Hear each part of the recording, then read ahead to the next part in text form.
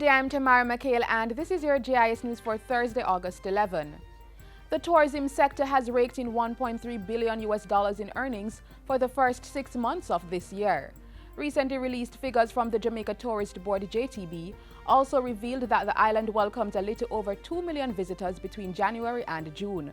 Portfolio Minister Edmund Bartlett says it puts the country firmly on the path to welcoming 4 million visitors for 2016. That puts us on track,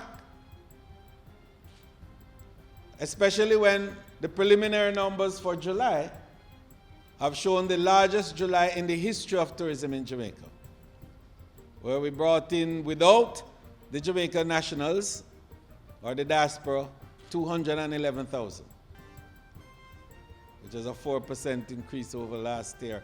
Minister Bartlett was addressing a special Tourism Linkages Network strategy session held at the Jamaica Pegasus yesterday. He urged council members to combine their efforts and expertise to drive Jamaican tourism to higher heights. Minister of Science, Energy and Technology Dr. Andrew Wheatley has reaffirmed government's full support for the principles of net neutrality. This principle dictates that all internet traffic should be treated equally. Minister Wheatley says Caribbean countries must ensure that innovation, creativity and freedom of expression are not hindered even as they seek to become greater producers of technology. But he insists that regional countries cannot hold to the approaches that prevail in the United States and the European Union, but must adapt the rules to suit their unique Caribbean needs. The Technology Minister was addressing a ministerial roundtable panel at the recently concluded Caribbean Association of National Telecommunications Operators Canto 2016 conference in Puerto Rico. The Scientific Research Council (SRC) has received funding support from the NCB Foundation to implement its Energy for Young Minds (EFYM) program in Jamaica. Developed by the Caribbean Energy Information Systems, EFYM is an online energy awareness and education tool geared towards secondary school students. It aims to inform and educate them about energy and energy-related information, prepare them for examinations, and challenge them to make energy innovations. So there are 3 major areas to this platform, to this program: online interactive tools, the Energy in Action programs, as well as the inter-school energy competitions. SRC's executive director says NCB Foundation support will help the project improve Jamaica's economy through the involvement of our youth. This project will seek to build awareness, to inform, to educate on different issues: energy-related issues, climate-related issues, issues relating to energy efficiency, conservation best practices, as well as improve in the sustainability of the Caribbean energy sector. Come next fiscal year, children's homes across the island will have increased funding.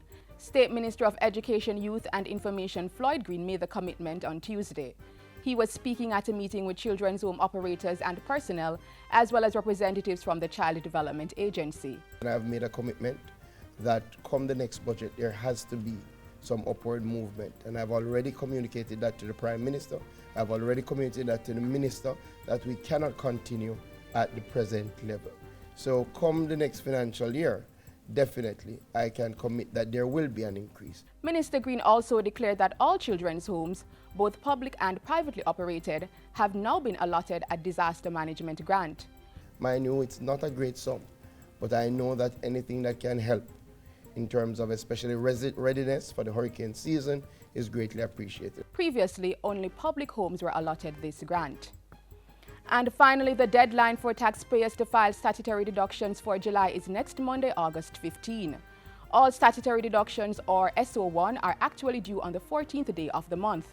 But that date falls on a Sunday this year, so taxpayers will be able to submit their July SO1 the following day in order to avoid a penalty. Persons who pay on time can also benefit from an employment tax credit.